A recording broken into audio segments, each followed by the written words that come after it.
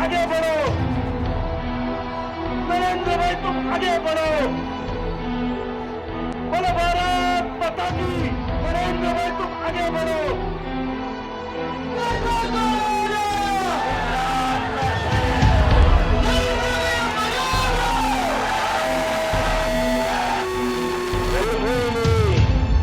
युनिवर्सिटीने याद करी होती आणि हिंदुस्थानના ઇતિહાસમાં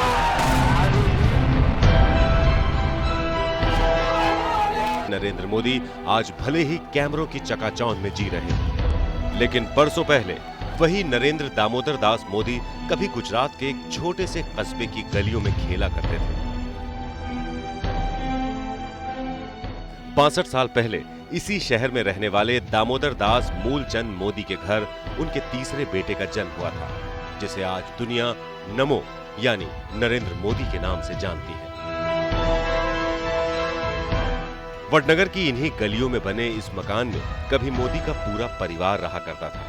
गरीबी के उन दिनों में 6 भाई बहनों के साथ मोदी यहीं रहते थे। हालांकि बाद में उन्होंने यहीं पर इसी गली में एक दूसरा घर ले लिया और आज मोदी के अलावा पूरा परिवार यहीं पर रहता है। ये देखिए, ये है मोदी की बहन जो इस मकान में उनकी बूढ़ी माँ के साथ ही रहती है।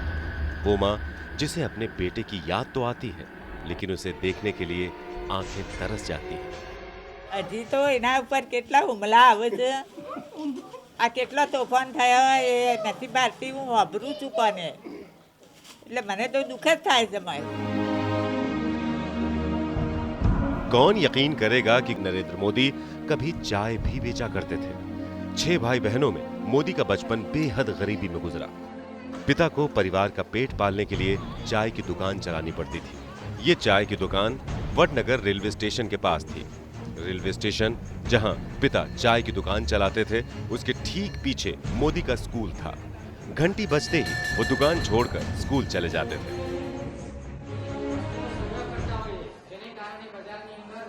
जब भी नरेंद्र भाई छोटे थे और स्कूल में पढ़ते थे, वो टाइम पे वो अपना समय होटल में, तो अपनी होटल थी स्टेशन पे, उसमें जाते थे और चाय भी बेचते थे। उनका वो टाइम बराबर नहीं था, लेकिन वो पढ़ने में बहुत अच्छे थे, भाषण देने में उनकी बहुत अच्छे भाषण देते थे और हिंदी में वो लेक्चर देते थे। वडनगर में मोदी की शुरुआती पढ़ाई लिखाई हुई। जो आग मेरे दिल में है, वही आग तुम्हारे दिल में। आज अपने जोरदार भाषण के दम पर देश भर में अपनी पहचान बनाने वाले नरेंद्र मोदी का ये रंग बचपन में ही नजर आने लगा था। आज भी मोदी के स्कूल में उन्हें याद किया जाता है। मोदी को न सिर्फ एक मेधावी छात्र के तौर पर याद किया जाता है, बल्कि उनके अभिनय, उनकी आवाज, उनके अंदाज के लिए भी। 45 साल से ज्यादा बीत चुके हैं, पर अभी भी यहाँ मोदी के किस्से सुने जाते हैं और सुनाए भी जाते हैं। स्कूल में आते हैं तो सब बताते हैं कि नरेंद्र भाई ने एक उसके स्टूडेंट लाइफ में यहाँ जोगीदास खुमान का नाटक किया था और उसने जोगीदास खुमान का रोल किया था, बहुत अच्छा रोल किया था। वो सब उसके साथ के बच्चे और उसका टीचर ये बताते हैं कि एक्टिंग तो बहुत अच्छी थी, ऐसा सब लोग बोलते हैं। ये भाषण, प्रवचन, वक्तव्य देता है, वो अचानक नहीं हुआ, उसके ये बॉर्न ये है, जन्मजात ये लक्षण है उसका। मोदी को स्कूल में साइंस और हिस्ट्री जैसे विषय पसंद थे और स्कूल में उनकी बड़ी धाक थी। ऐसा नहीं है कि मोदी के किस्से सिर्फ उनके स्कूल में सुनाए जाते हों। पूरे वडनगर में मोदी के बचपन की तमाम कहानियां सबकी जुबान पर हैं। कहा जाता है कि मोदी को तैरने का बड़ा शौक था और एक बार वो नदी में तैरते तैरते मगरमच्छ का बच्चा पकड़ लाए थे। बचपन में उनको आनंद उल्लास और नाटक बाटक बहुत पसंद था और वो तालाब में तैरने में नंबर 1 थे। और एक दिन मगर के बच्चे को घर लाए थे घर पे, तो उन्होंने माता ने बोला कि तुम बच्चे को छोड़ के आओ, तुमको कोई उठा जाता तो हमको कैसा लगता, इसीलिए उन्हें बच्चा वापस तालाब में रख दिया था। और वो शाला में भी नंबर 1 थे और नाटक बाटक सब अच्छा किया करते थे। महज 8 साल की उम्र से ही संघ के साथ जुड़े रहे हैं मोदी। जिस वक्त मोदी स्कूल में पढ़ रहे थे, गुजरात में आरएसएस की जड़ें तेजी से पनप रही थीं और महज 8 साल की उम्र में मोदी शाखा से जुड़ गए। 1958 में दीपावली के दिन लक्ष्मण राव इनामदार उर्फ वकील साहब ने मोदी को बाल स्वयं सेवक की शपथ दिलाई। वडनगर से मोदी का रिश्ता भले ही कभी न टूटे, लेकिन सच यही है कि वडनगर छोड़ने के बाद ही उनका असली सियासी जीवन शुरू हुआ। आरएसएस की शाखा में शिरकत ने मोदी की शख्सियत में कई टहनियां जोड़ दी। मैट्रिक पास होने के बाद मोदी ने वडनगर छोड़ दिया और संघ में काम करने लगे। મેટ્રિક પાછળ હોય એટલામાંથી પછી બહાર નીકળી ગયા. બહાર એમને આરએસ કહેવાય ને લાઠીને પેલું કરે છે એમના ઉપર એમને વધુ પડતું એમ કે એમનો પ્રેમ હતો. क्या आपको यकीन होगा कि मोदी ने न सिर्फ अपने जीवन में चाय का ठेला लगाया है, बल्कि हिमालय में जाकर आध्यात्म को भी करीब से जानने की कोशिश की है। मोदी की जिंदगी में 2 साल ऐसे भी आए जब वो कहां थे कोई नहीं जानता। कहते हैं कि 2 साल के इस अज्ञातवास में मोदी ने हिमालय की खाक भी छानी, फिर वो लौट आए और अहमदाबाद जाने का फैसला किया। शहर के बस स्टैंड पर चाय का ठेला भी लगाया। वो केदार के नीचे गरु चट्टी में उन्होंने साधना की है, ऐसा मैंने सुना है। वो गरु चट्टी भी मैंने देखी है। उनका जो अभी वहाँ के स्वामी है अभिराम जी करके, वो अभी नर्मदा किनारे उन्होंने आश्रम बनाया है, उनके साथ मेरे बात हुई थी तो उन्हें पता कहा नरेंद्र जी हमारे यहाँ आया करते थे, ऐसा मेरे को उन्होंने जो बताया था वो बात कैली हो गई। क्या आपको यकीन होगा कि मोदी कभी संघ कार्यालय में झाड़ू पोछा लगाया करते थे? मोदी पर लिखी एम.बी. कामत की किताब में मोदी की आरएसएस में वापसी का दिलचस्प किस्सा बयान किया गया है, जिसमें मोदी ने खुद बयान किया है कि वो सुबह प्रचारकों के लिए चाय नाश्ता बनाते थे, फिर पूरी इमारत को साफ करते थे, कपड़े धोते थे और 1 साल तक मोदी यही करते रहे।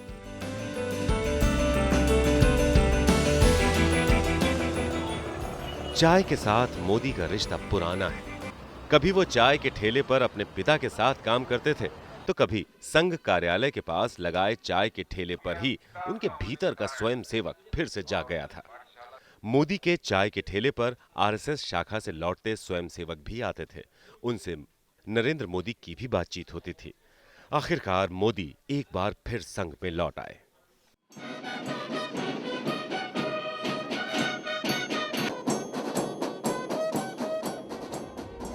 मोदी संघ में कैसे लौटे, ये भी बेहद दिलचस्प है। आज जिस नरेंद्र मोदी को दुनिया देख रही है, उन्हें राजनीति में लाने वाले हैं ये शख्स अंबालाल गोष्ठी। यही हैं नरेंद्र मोदी के गुरु, जिनके समझाने के बाद मोदी का मन बदला और उन्होंने भाई के साथ कैंटीन में चाय बेचने के बजाय राजनीति की ओर लौटने का मन बना लिया। लेकिन सुनिए कैसे अंबालाल बता रहे हैं कि उन्हें मोदी को मनाने में 20 दिन लग गए थे। उनकी याददाश्त मेरे दिमाग में आज भी है कि करीबन लगभग 20 दिन तक उनके साथ मुलाकात करने के बाद मैं उन्हें जनसंघ से लेते आया था।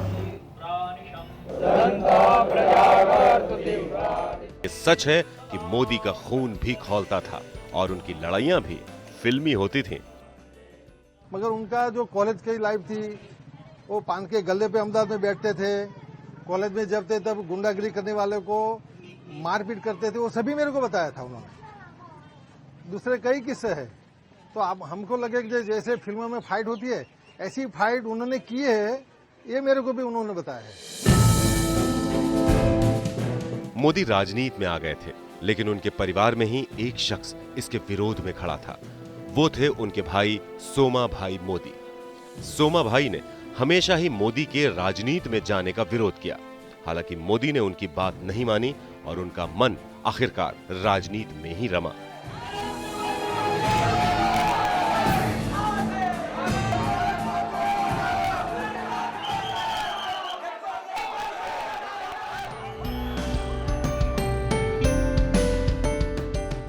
इस कमरे को गौर से देख लीजिए।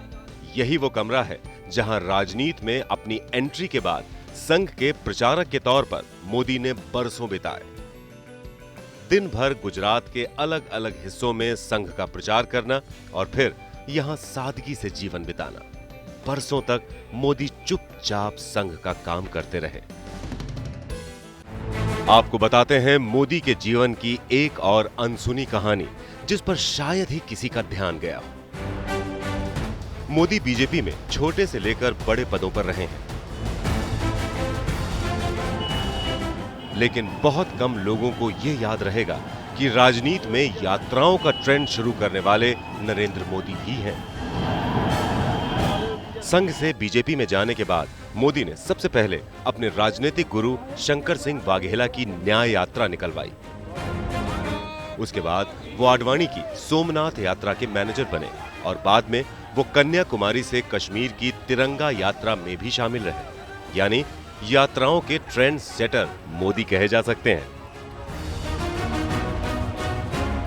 श्रीनगर के अंदर आतंकवादियों ने पोस्टर्स लगाए थे, दीवारों पर लिखा था कि हम देखते हैं कि किसने अपनी मां का दूध पिया है कि जो श्रीनगर के लाल चौक में झंडा फहरा करके वापस जाए। जब मैं अपनी यात्रा कन्याकुमारी से लेकर के चलते चलते हैदराबाद पहुंचा तो मुझे वहां से वो पोस्टर वगैरह के फोटो ये सब मेरे पास आया और मैंने हैदराबाद से अपनी स्पीच बदल दी। मैंने अपने भाषण का रंग रूप बदल गया, मेरा भीतर से आवाज उठने लगी और मैंने हैदराबाद की सभा में लकार किया था। उसके बाद में 1 महीने के बाद 26 जनवरी को श्रीनगर के लाल चौक में पहुंचना था और तब मैंने कहा था मित्रों, उस समय की अगर वीडियो क्लिपिंग होगा तो आप देख सकते हैं। और मैंने भरी सभा में हैदराबाद में कहा था, मैंने कहा मुझे आतंकवादियों ने मुझको लकारा है। सियासत में दी गई सजा भी कई बार मौका बन जाती है। मोदी के साथ भी ऐसा ही हुआ। वाघेला के कहने पर 1995 में उन्हें सजा के तौर पर दिल्ली भेज दिया गया। वो पार्टी के राष्ट्रीय सचिव बना दिए गए और इसके बाद उन्हें दी गई पार्टी के प्रवक्ता की जिम्मेदारी। देखिए 15 साल पुराने मोदी को कितनी सहजता से पत्रकारों से मिल रहे हैं। मोदी भले ही दिल्ली में रह रहे हों, लेकिन उनका दिल तो गुजरात में बसा था। जल्दी ही मोदी का वनवास खत्म हुआ और अक्टूबर 2001 में वो पहुंच गए गुजरात, वो भी मुख्यमंत्री बनकर। लेकिन 5 महीने बाद ही मोदी को अग्नि परीक्षा देनी पड़ गई। गोधरा कांड के बाद गुजरात दंगों की आग में झुलस रहा था। सारी दुनिया से मोदी पर तोहमतों के हमले हो रहे थे। यहां तक कि तत्कालीन प्रधानमंत्री अटल बिहारी वाजपेयी ने भी गुजरात पहुंचकर उन्हें राजधर्म की सलाह दे डाली। राजा के लिए, शासक के लिए प्रजा प्रजा में भेद नहीं हो सकता। लेकिन मोदी भी कहां रुकने वाले थे। उन्होंने बीच में अटल जी को रोककर अपनी सफाई दे दी। हम भी वही कर रहे हैं साहब। मुझे विश्वास है कि नरेंद्र भाई यही कर रहे हैं। यही है मोदी का अंदाज। अब आपको बताते हैं मोदी का एक और अनसुना राज। दरअसल यहाँ वहाँ खाना खाने की वजह से मोदी को अक्सर पेट से जुड़ी बीमारी रहती है और ये वो खुद मानते हैं। सार्वजनिक जीवन में जो काम करता है उसका पेट कभी अच्छा नहीं होना चाहिए, क्योंकि जो सार्वजनिक जीवन में काम करता है वो उसकी लाइफ इरेगुलर होती है। आज एक गांव में तो कल दूसरे गांव में होता है, कभी यहाँ का पानी पीता है तो कभी वहां का पानी पीता है, कभी यहाँ का खाता है तो कभी वहां का खाता है। मोदी का हर स्टाइल खास है, लेकिन सबसे स्टाइलिश है उनका कुर्ता, जिसकी बाहें आधी होती हैं। पूरी दुनिया में ये मोदी कुर्ते के नाम से बिकता है, लेकिन बहुत कम लोग जानते हैं कि इस कुर्ते को किसी फैशन डिजाइनर ने नहीं बल्कि खुद मोदी ने डिजाइन किया है और इसके पीछे थी मोदी की एक मजबूरी। कपड़े में खुद धोता था, कपड़े धोता था। मैं सोचता था लंबी बाह के कपड़े तो इतना लंबा धोना क्यों, तो धोना कम करने के लिए मैंने उसको काट दिया खुद ने। दूसरा, मेरी बैग में वो जगह तो ज्यादा लेते थे और मुझे वो एक्स्ट्रा लगता था, कोई उपयोग नहीं लगता था। सभ्यता के लिए जितने चाहिए कपड़े उतना होना चाहिए, उससे अधिक क्या जरूरत है। तो मैंने खुद ने मेरी बाहों को काट दिया।